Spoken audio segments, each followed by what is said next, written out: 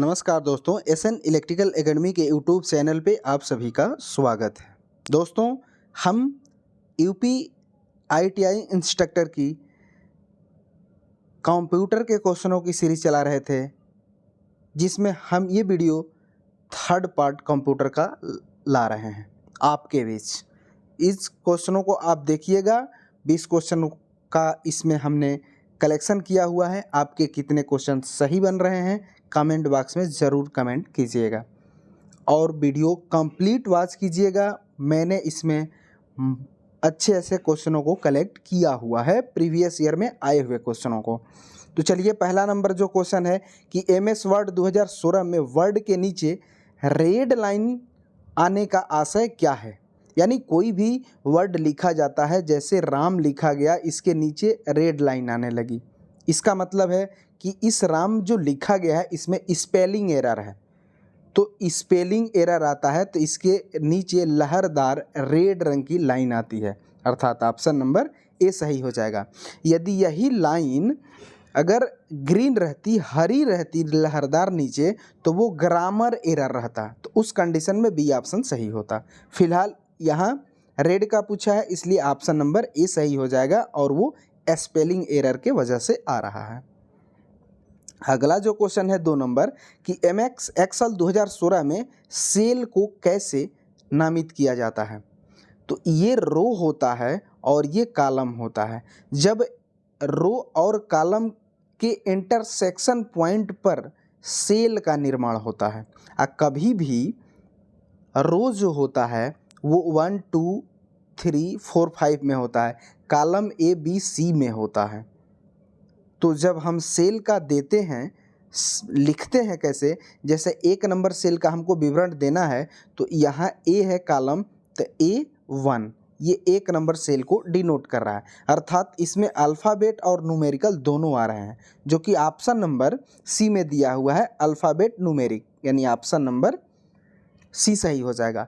ये भी क्वेश्चन पूछा जाता है कि रो और कॉलम के इंटरसेक्शन को क्या कहते हैं, तो वहाँ सेल का निर्माण होता है। ये भी क्वेश्चन पूछा जाता है। नेक्स्ट क्वेश्चन है 3rd नंबर। ये कह रहा है कि एमएस एक्सेल 2016 में भिन्नात्मक संख्या 3/4 अंकित करने का आशय क्या होता है। तो ये जो है दिनांक को निरूपित करता है, जो कि ऑप्शन नंबर ए में दिया हुआ है दिन के रूप में, इसलिए ऑप्शन नंबर ए सही हो जाएगा। अगला जो क्वेश्चन है 4 नंबर कि एमएस वर्ड 2016 में निम्नलिखित में कौन सा क्विक एक्सेस कमांड के लिए उपयोग किया जाता है। क्विक एक्सेस कमांड के लिए उपयोग किया जाता है। तो ये जो एमएस वर्ड में मेनू होती है वो मिनी टूल बार होता है, जो कि ऑप्शन नंबर ए में दिया हुआ है mini tool bar. Mini tool bar मेनू में क्विक एक्सेस कमांड पाई जाती है। ये हमने क्वेश्चन लिया है एमएस वर्ड प्रैक्टिकल पार्ट से। इस क्वेश्चन को अच्छे से देखिएगा, ये क्वेश्चन भरपूर एग्जाम में आने की उम्मीद है।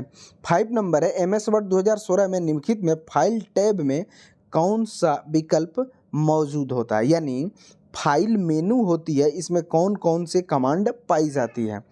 तो इसमें सेव होता है, सेव एज भी होता है, इन्फो भी होता है, एग्जिट भी होता है। फॉन्ट जो है ना, ये होम मेनू का कमांड होता है, फॉन्ट साइज। तो इसलिए ये गलत हो, ये नहीं होगा और इसी को पूछ रहा है, अर्थात ऑप्शन नंबर डी सही हो जाएगा।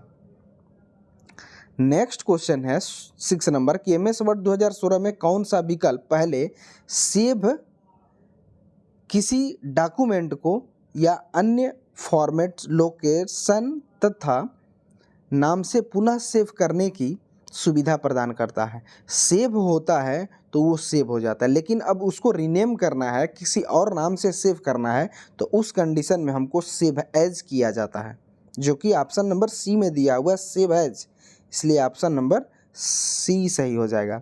रीनेम करने के लिए सेव एज का ही प्रयोग किया जाता है।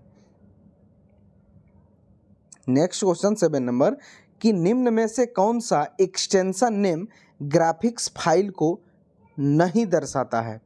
तो जब आप ये मोबाइल का है, ये मोबाइल में जब आप किसी फ़ोटो को डिटेल्स देखेंगे तो वो .gif, .jpeg, .bmp ये फाइल एक्सटेंशन हैं, लेकिन पीडीएफ जो होता है ये फाइल एक्सटेंशन नहीं है। पीडीएफ का फुल फॉर्म होता है पोर्टेबल डॉक्यूमेंट फॉर्मेट होता है, इसलिए ऑप्शन नंबर यहाँ डी सही हो जाएगा। नेक्स्ट क्वेश्चन 8 नंबर, कथन है कि कंप्यूटर एक मूक मशीन है, ठीक है, कुछ बोल नहीं सकती है। दूसरा कथन है कि कंप्यूटर के पास कोई आईक्यू नहीं है, उसका खुद का कोई आईक्यू नहीं है, जो हम कमांड देंगे उसके अनुसार हमको वो रिजल्ट देगी। तो ये भी सही है और ये भी सही है, अर्थात दोनों कथन सही हैं, जो कि ऑप्शन नंबर बी में दिया हुआ है, दोनों कथन सही है, इसलिए ऑप्शन नंबर बी सही हो जाएगा। अगला क्वेश्चन है 9 नंबर कि निम्न में कौन सा एक कंप्यूटर हार्डवेयर नहीं है। हार्डवेयर का मतलब होता है जो कंप्यूटर को असेंबल कर कर के पार्टों को बनाया गया है। कीबोर्ड है, ये इनपुट डिवाइस के अंतर्गत आता है और ये हार्डवेयर में आता है। प्रिंटर ये आउटपुट डिवाइस में आता है और ये भी हार्डवेयर है। स्कैनर ये भी इनपुट डिवाइस है और हार्डवेयर के अंतर्गत आता है। एमएस विंडो, माइक्रोसॉफ्ट विंडो ये जो होता है सिस्टम सॉफ्टवेयर के अंतर्गत आता है और यहाँ पे ये हार्डवेयर के अंतर्गत नहीं आएगा, ये सॉफ्टवेयर के अंतर्गत आएगा, इसलिए यह ऑप्शन नंबर डी सही हो जाएगा। नेक्स्ट क्वेश्चन 10 नंबर कि कंप्यूटर पर उपलब्ध हार्ड ड्राइव स्पेस का पता करने की कौन सी शॉर्टकट की होती है। हार्ड ड्राइव स्पेस का पता करना है तो इसका विंडो प्लस ई की होती है, शॉर्टकट की, जो कि ऑप्शन नंबर ए में दिया हुआ है विंडो प्लस ई, इसलिए ऑप्शन नंबर ए सही हो जाएगा। अगला नंबर 11 नंबर जो क्वेश्चन है कि इंक ऑपरेटिंग सिस्टम iOS को किसने विकसित किया है, और iOS का फुल फॉर्म है इंक ऑपरेटिंग सिस्टम। ये जो विकसित किया है एप्पल कंपनी ने विकसित किया हुआ है, जो कि ऑप्शन नंबर बी में दिया हुआ है एप्पल, इसलिए ऑप्शन नंबर बी सही हो जाएगा। अगला नंबर जो क्वेश्चन है 12 नंबर कि फाइल के पाथ जैसे अगर दे दिया कि .upcl टेक 20 PDF ऐसे PCL, तो इसमें PCL किसको डिनोट करता है, तो ये टॉप लेवल फोल्डर को डिनोट करता है, जो कि ऑप्शन नंबर बी में दिया हुआ है टॉप लेवल फोल्डर, इसलिए ऑप्शन नंबर बी सही हो जाएगा। अगला नंबर जो क्वेश्चन है 13 नंबर कि निम्न में कौन सा समुचित प्रचलित एंटीवायरस है। एंटीवायरस की यहाँ जिक्र किया हुआ है। क्रोम ये वेब ब्राउज़र है, सफारी ये भी वेब ब्राउज़र है, फायरफॉक्स ये भी वेब ब्राउज़र है।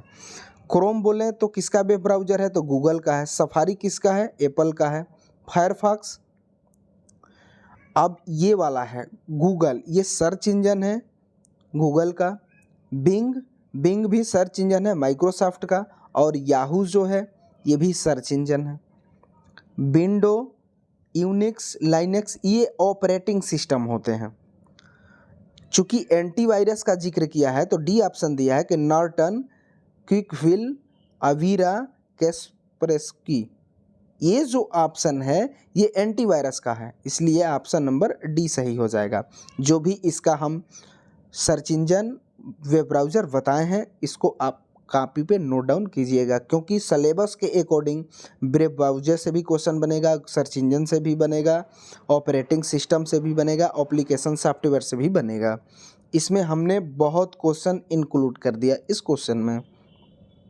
14 नंबर जो क्वेश्चन है कि यदि कंप्यूटर फाइल प्राप्त कर रहा है तब उसे क्या कहा जाता है, तो ये जो कहा जाता है क्लाइंट होता है, जो एक मेन नेटवर्क होता है जिसे हम सर्वर कहते हैं। इससे छोटे छोटे जो कंप्यूटर जुड़े रहते हैं इसे ही हम क्लाइंट कहते हैं। तो सर्वर से ये क्लाइंट यानी ये कंप्यूटर प्राप्त कर रही है कोई फाइल, तो ये क्या हुआ, तो ये क्लाइंट हुआ, जो कि ऑप्शन नंबर बी में दिया हुआ है क्लाइंट, इसलिए ऑप्शन नंबर बी सही हो जाएगा क्लाइंट।